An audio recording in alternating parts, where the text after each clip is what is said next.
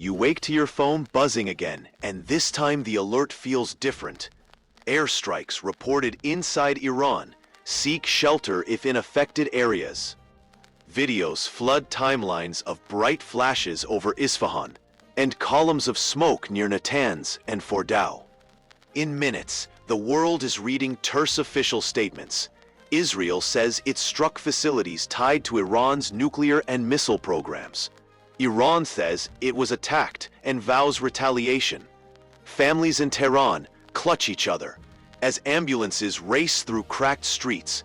Hospitals report wounded civilians, while Israel says the operation was necessary to stop a program it calls existentially dangerous. It is easy to treat these moments as theater of the powerful, but the numbers tell the pressure beneath the drama. The International Atomic Energy Agency reports Iran's stockpile of uranium, enriched to up to 60%, has grown well past limits set in the 2015 deal, and now measures in the hundreds of kilograms. An amount analysts say could be refined further if Iran chose to do so. The same agency and open-source assessments have warned that several sensitive sites have reduced inspector access and that the gap between enrichment and weapons grade can be measured in weeks to months under certain pathways. On the ground in Israel, the impact is visceral. Sirens wail across Tel Aviv, Haifa, and smaller coastal towns as air defenses spool into action. Parents shepherd children into reinforced shelters, office buildings close early, and hospitals ready for mass casualty surges treat burns and shrapnel injuries. Schools cancel classes, and port operations suffer delayed shipments. The psychological effect is immediate. People who were focused on work or school hours earlier that morning are now learning the routes to the nearest safe room because of a chain reaction that began with a radar ping and a missile heading inbound. Back in Iran, neighborhoods near strike sites see roofs blown out, markets shuttered, and power knocked out in some districts. Medical staff fight to care for the wounded in corridors, while families queue for basic supplies. Fuel shortages begin to bite as tanker operations are disrupted and public anger grows. The state media narrative is tightly controlled, but fragments of grief and fury slip through social feeds, powering protests in some cities and quiet mourning in others. The humanitarian picture is stark, and it is also immediate. These are not numbers on a chart. They are real people losing homes, livelihoods, and loved ones. The military arithmetic behind the moves is blunt and public enough to matter. Israel's leaders have long warned they will not accept a nuclear-armed Iran. And intelligence reporting has documented enrichment at higher levels and the movement of sensitive equipment into hardened facilities. Israeli strike planning in recent months has included covert operations, sabotage, and targeted killings aimed at slowing Tehran's progress, according to open sources and reporting on operations that hit centrifuge cascades, power infrastructure, and missile stocks. Iran's response was significant, with multiple waves of ballistic missiles launched toward Israeli cities. Some were intercepted by layered defenses, while others caused localized damage and civilian casualties. It is a reminder that even with the best defenses, interception is not perfect, and the human cost piles up quickly. The United States and other partners are not passive observers. U.S. officials confirmed the deployment of high-end interceptors and air defense assets to assist Israel and protect U.S. forces in the region. Recent Pentagon budget disclosures and reporting indicate very large sums were spent and large numbers of interceptors expended during the exchange, complicating logistics and drawing congressional attention to resupply requests. The scale of missile and interceptor use matters because these are not infinite resources, and the cost of defending densely populated areas is enormous, both financially and operationally. The diplomatic arena moves at a different tempo. but its effects are immediate.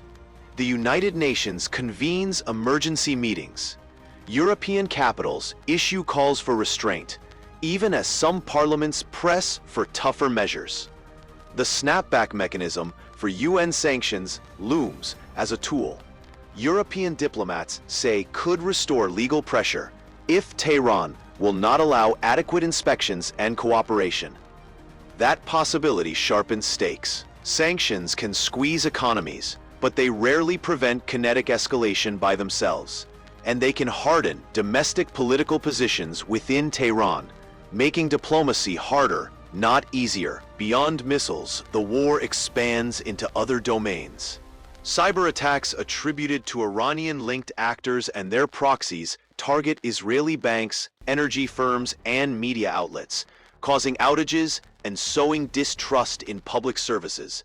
Credible warnings from Western cybersecurity agencies stress that an outage at a hospital or a disruption to banking ledgers can create panic faster than a missile strike.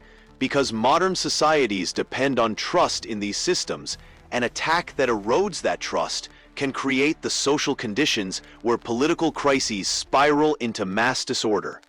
The FBI and EU cyber authorities have publicly warned that the most dangerous escalation may not arrive as a classic strike, but as code that disables a city's lifelines. Economics turns into a second front almost instantly.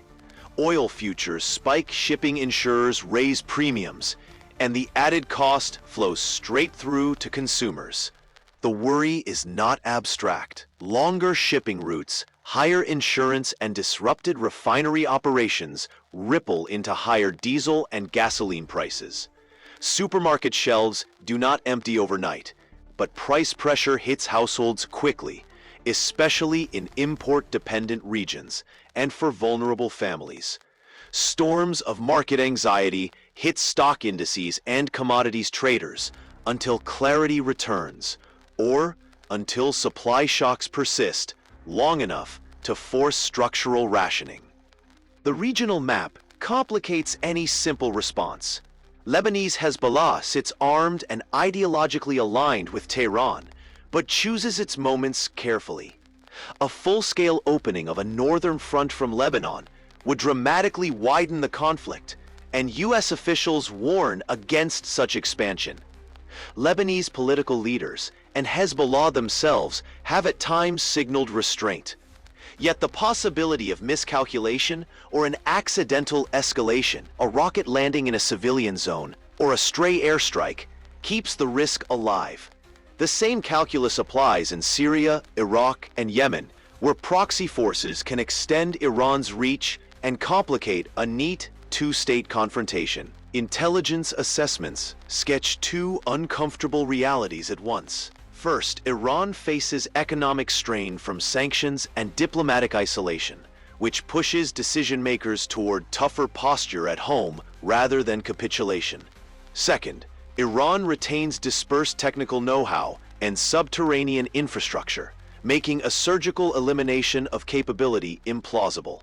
Without a credible diplomatic path that offers inspections, verifiable limits, and political cover for all sides, the risk is policies that trade time in for higher risk later. Intelligence estimates suggest breakout timelines for weaponization could shrink if Tehran chose that route, but that remains a political, not purely technical decision. The IAEA continues to stress that with the right inspections and monitoring, the pathway to weapons can be blocked, but only if there is cooperation and political will. For ordinary people, the guidance is practical and simple because the immediate risks are not abstract.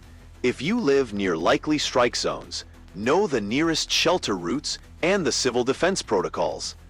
Keep a modest emergency kit, water, basic medicines, power banks, and a communication plan with family. If you are far from the front lines, you still face supply and price shocks. Consider a short food and medicine buffer. Know the contact points for diaspora assistance groups and verify information carefully. Resist the viral rumor cycle by checking trusted wire services and official briefings from the IAEA, United Nations, and recognized national emergency agencies. In short, Preparedness builds resilience and reduces panic, which is itself a driver of escalation. There are decisions at the center of policymaking that matter enormously.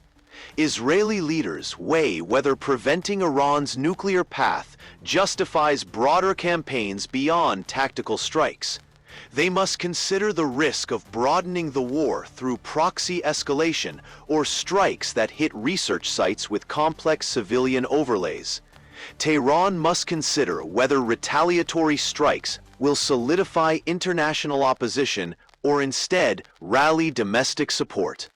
Many capitals, Washington, London, Paris, Ottawa, Riyadh, must decide how far to strengthen deterrence, supply interceptors, or offer sanctuary without becoming drawn into combat. The UN Security Council and General Assembly are relevant because even if the Security Council is blocked by vetoes, a vigorous General Assembly campaign can shape norms and mobilize political cost for aggressive acts. That political cost can be consequential even if it moves slowly. There are also signs of resilience and potential de-escalation if leadership chooses it. Diplomatic backchannels can open quickly when the immediate danger is highest because the stakes are visible and terrifying. A mediated path that couples verifiable inspections, limited enrichment measures, and phased sanctions relief could in theory remove incentives for kinetic options.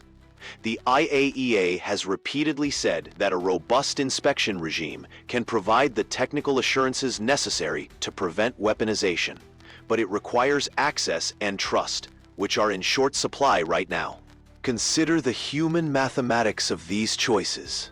Reports suggest thousands of interceptors have been fired during recent exchanges, costing billions and straining stockpiles.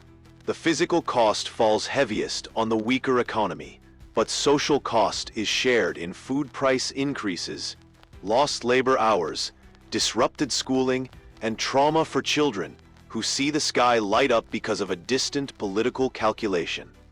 The financial and social numbers add up quickly, and they are persuasive in democratic politics, where shelters and school closures provoke electoral fury and demand for decisive answers. So where does this leave us now? It leaves open paths to both escalation and containment. The next days and weeks will be decisive in ways that are both technical and human. If diplomacy can create verifiable steps that reduce immediate tensions and provide a credible frame for inspections, the kinetic pressure may subside. If instead, leaders double down on retaliatory cycles, or if proxy actors open new fronts, the war could widen beyond Israel and Iran and impose costs worldwide.